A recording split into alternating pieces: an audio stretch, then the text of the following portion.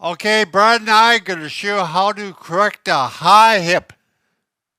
The hip is Ah, high? yeah, it's higher than the other hip. Okay, we're talking about level, elevation, yeah. Right. Bob and Brad, the two most famous physical therapists on the internet. Well, Bob, Wow. is Sam here? Dramatic. Sam is our man today. Right. So with a high hip, what has usually happened over time, let's say you have a sprained ankle. Sure. So what do?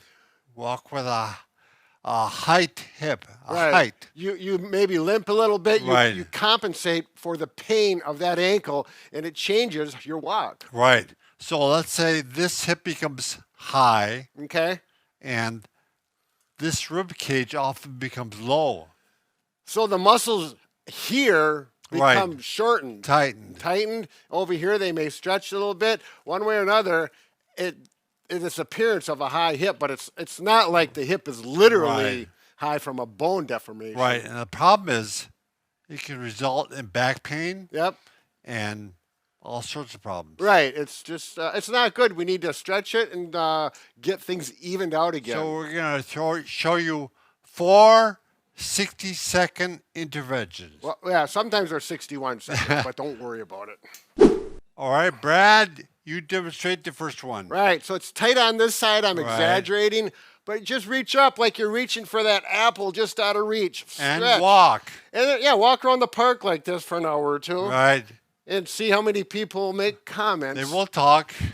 Yeah. No, but you do that for 60 seconds. What's he reaching for, an apple? That's what I said. Ah. Yeah, that red apple. That there's a Adam and Eve. fairy tale about Right. that. Yeah, Not yeah. fairy tale. No, I'm talking about. Religious tale. Well, I know, but there's a fairy tale too. Oh. Don't you remember? Oh, fine. We'll get about it. Okay, Brad, on this second one, you need a PVC pipe, broomstick. Piece of doweling. Right. Something about 5 feet in length that has some rigidity and strength to do this. Very simple. You grab as high as you can, Yep. and you stretch that abdomen out. And you're going to lean onto the right side or whatever side it is. Oh, yes. So, actually, I think for me, I think I'm going to have a little better luck standing here. So you do what works. Oh, yeah, that's Right. really stretching. So if you do it for a minute, that's plenty. Yeah, yeah. You could do it here against the wall. Use that wall. Oh, look at that. If you have something to hang on to, you could. Well, let's show that. Okay. Oh, we're waiting? Yep. Okay, secret. So let's say you're high on the right side. Yep, like Yep. that. So what you want to do is take a throw pillow, and at night when you sleep, you lie on the opposite side, the left side, put the pillow on there, and that will help straighten this out. Sure. Does that make sense? Yeah, but Bob, the only thing is I usually roll around a little bit. All right. So you Well, can start that way and start, get right. the stretch and, Do what you can. that's right.